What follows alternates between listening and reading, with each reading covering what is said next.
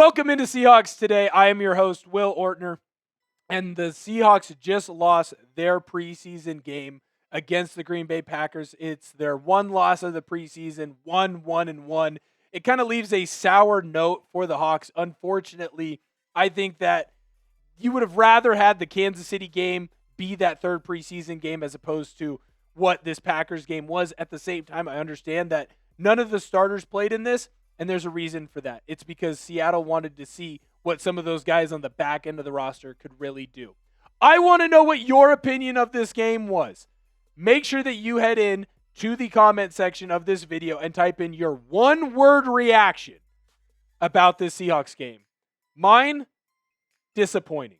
I'm not mad, I'm just disappointed. And the first player that I'm really disappointed with is Jalen Milroe.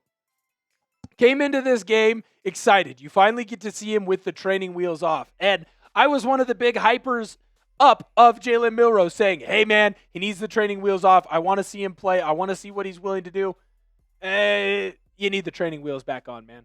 You need the training wheels back on. 13 for 24 is not a good stat line. And frankly, you're not even getting a real chance to see how poorly I think he performed by looking at this stat of 148 yards, 1 touchdown. That doesn't equate the fact that he had three fumbles in this game. That is bad play by him. And frankly, it was careless play as well. I understand sometimes you don't see a blitz coming, you get hit, you fumble the ball. Stuff like that happens. What cannot happen, what should not happen ever, is when you are running the football that you don't hold on to the ball when you need to. You be careless. You got a first down. Don't let that other team come in and strip sack you there. It was just a bad performance in my eyes from Jalen Milroe. It felt like finally he had an opportunity to take a step forward and show everybody what he could be and just how good of a player that he is. And frankly, I think he regressed. Frankly, I think he took a step backwards. When I look at a player that I didn't think took a step backwards, that performed at a high level, I'm looking at running back Jacardia Wright. Now, the stat line, again, doesn't show the full story. He only had 5 carries. Damian Martinez was getting a bulk of those runs, and then Anthony Tyus came in and was getting a lot of the runs in the second half. But when you have 65 yards, now that average is 13 yards, a lot of his yardage did come on one big run. I still felt like he was seeing the holes when they opened, and he was taking advantage of his offensive line, getting some open holes and finding creases in the defense. Now, I don't think that Wright is going to have a chance to make this team. Frankly, I think there's going to be a conversation around Damian Martinez not making this team the way that he's performed in this preseason. But what Wright has gone on and shown is that, one, if Seattle is able to sign him to the practice squad after clearing waivers, he can be an integral piece in case that there are injuries at that running back room, right? Kenneth Walker has been banged up at different points this year. He missed a good chunk of training camp. Charbonnet has not been banged up so far this year, but that doesn't mean that he will stay completely healthy, right? George Halani, I like what he's shown me so far. Doesn't mean that he'll stay completely healthy. So for Jacardia Wright, I feel like he put on a good performance. I don't think that he ends up making the roster here in Seattle. I think he ends up being a practice squad guy. But maybe there's a team that looks at how he performed this preseason and says, that's something that we can use. That's a player that we can build on. He's not a bad pass catcher out of the backfield as well. Showed that he's not afraid to get into pass pro and make some good, key, important blocks when needed. He's an unselfish player. When he gets away in space, he runs away from the other team. He's a great teammate is what it sounds like from the rest of his teammates. I thought it was a primetime performance by him. I thought he played extremely well in this game. Now, the next thing I kind of want to look at as a whole is this offensive line unit. Now, we have the first team offensive line out with, the pictures. Jalen Sundell sounds like he's going to be your starting center. In this game, you didn't see a lot of these starting offensive linemen. You saw that second group. You saw Jarrell. You saw Lumea. You saw Haynes. You saw Jones. You saw Knight. I felt like they performed at a lackluster rate. Earlier on this week, Dalton Reisner, the former guard for the Minnesota Vikings and the Denver Broncos, came in and worked out for the team. And at the time when he worked out for the team, I said, this is stupid. Why would you bring him in? You already have Christian Haynes. That interior offensive line is fantastic. If it's not Olu Oluwatimi that's starting and he's your backup center, well, if you have to, you can bump him out to guard. He's big, he's strong, he's physical. He might have been the starting center if he didn't have all of his injury issues, right? If he's healthy in training camp, maybe he is a starter. Why would you bring in Dalton Reisner? He's a great pass blocker, not a great run blocker. Got some things that he needs to improve on there. After watching this performance against Green Bay, I get why they brought him in. I get why they worked him out. I wouldn't trust those backups either. It's very rare that you have an entire position group with their starters that stay healthy the entire year. It's never, ever, ever happened at that offensive line position. You take too many hits, you bang too many bodies. It just doesn't work. So you have to have a strong second unit. And frankly, right now, that second unit left a lot to be desired. Milroe got sacked multiple times. It needs to improve. Multiple times, it felt like there were runs getting stopped in the backfield. Now, players like Martinez and Jacardia Wright were able to make the best out of what they could. They made lemonade out of some very faulty lemons. But it still feels like when I look at that second string offensive line, I don't trust them. I thought I would. I thought I would have trusted them more than what I trust them right now. I was very disappointed in their performance. And frankly, to me, I think you need to call Dalton Reisner back.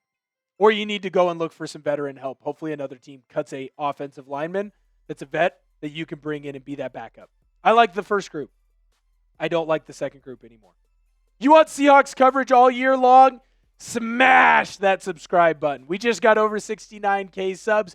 Thank you to everyone who joined the channel.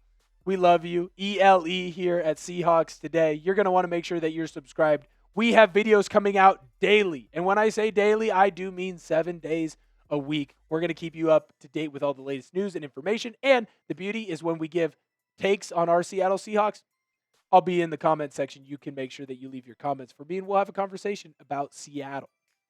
Now, there's a big player by the name of Jared Ivey that has put himself, in my eyes, on this roster. He was a surprise undrafted free agent, right? Coming out of Ole Miss, all SEC type player, had a lot of big plays defensively, doesn't test well, comes in, and everyone's kind of like, wow, that might end up being a sneaky good signing and getting him as an undrafted free agent. He absolutely balled out in this game. Nine tackles. He had a QB hit. He should have had a sack. There are multiple other plays where he was in the vicinity of the player. Gang tackles, sometimes you don't get the love on those assist tackles that you deserve. He was flying around in the backfield, making running backs bounce outside for the Packers. Now, not every time did it lead to a tackle for a loss, but he was wrecking havoc. I talked about him earlier this week on one of our shorts on the channel. Will he make this team? Will he make this roster? He's in a position after this game against the Packers. I think he does. I was talking about him as being a potential 52nd, 53rd man to make the team. Guess what? That's good enough because it's a 53-man roster. He might be a top 40 player now. He's that impressive. And he's young. 6'6", over 270 pounds. He's only going to get better. He's only going to improve. I was very impressed with Jared Ivey today, and I think that Seattle has to keep him. I think they have to find a way to make sure that he sees the field as much as possible early on. Now, that is probably going to mean that he's in on first downs or obvious run situations. When I say as much as possible, that means certain packages for him. That doesn't mean that he should be starting. He's not there yet, but I think he will be. And we'll be talking about Jared Ivey as an absolute steal. He had the training wheels taken off. Unlike Jalen Milroe, he seemed to thrive in that situation. The last player that I really want to dive into when it comes to this instant reaction, before we get into some of the team stats, I want to make sure that I shout out Cody White. First of all, nice yardage number. 3 big catches, though, in this game. All of them were for big yards. All of them were in big key moments. All of his receptions felt like they put him on a pedestal. Again, I don't know that he's done enough to make this team. Unfortunately for him, Seattle is deep at wide receiver, and unless MVS gets traded, I think that they're going to go with 5 or 6 receivers in this game, in this season. If they go with 6, that means Derek Young's going to make this squad if they keep MVS. If they go with 5, you probably move on from Derek Young. He goes to the practice squad, or maybe you're able to trade MVS away. and you're able to then have a spot for a potential player like Cody White. But when you make multiple guys miss, have multiple broken tackles on your catches, you find a way to get into the end zone. You have a big third down catch that leads to a ton of yards. Cody Wright played himself onto somebody's practice squad. I don't know if it's Seattle's practice squad, but he played himself onto somebody's practice squad. This will not be the last football game that Cody White plays as a NFL player. He is going to play in multiple games from here on out. I was very impressed with him. Congratulations to him. Again, I don't know that he's going to be in Seattle still, but he's definitely going to still be playing in the NFL. Now, I want to go through this really quickly. This is a disappointing loss. You got bludgeoned by the Green Bay Packers. It was 20-7. And frankly, you only really had one drive where you were moving the ball at an efficient rate, where you looked like in offense that was competent. You kept making dumb mistakes. Penalties killed drives. Fumbles killed drives. Sacks killed drives. Defensively, you made a couple big plays, but if Jared Ivey wasn't making a play or Alfonso Tupatala wasn't in the backfield making a big stop, man, it felt like Green Bay was able to move the ball down the field pretty efficiently. I was impressed with how Malik Willis played in this game, which then makes me worry about some of the backups on that second team defense. That being said, it was a nice day from O'Connell. I thought Thomas played well as well, Drake Thomas. So the linebacking core did fine. Alfonso Tupatala, I want to make sure I shout out the Federal Way Eagle, also former UW Husky, had a big sack in this game. Played as a player who gets picked up at the end of training camp. Again, hopefully he makes a practice squad. We'll see. It's a bad taste that is going to be left in your mouth here, Seahawk fans. Just remember, it doesn't count. There are going to be players that Seattle moves on from in the next couple of days, and that is going to be okay. John Schneider has a plan. McDonald has a plan. I trust all of them to execute this plan at the highest level. And I expect that when we are talking about the Seahawks team on an instant reaction in 2 weeks after they played the 49ers, I expect to have a big smile on my face talking about a Seattle Seahawks W. Make sure that you subscribe to the channel if you have not had an opportunity to do so yet. Thank you so much for tuning in. Don't let this bad taste in your mouth with the Seahawks loss ruin your day. Make sure that you go in and you type your one-word reaction if you have an opportunity to. Let us know how you think the Seahawks did today. Until next time, see ya.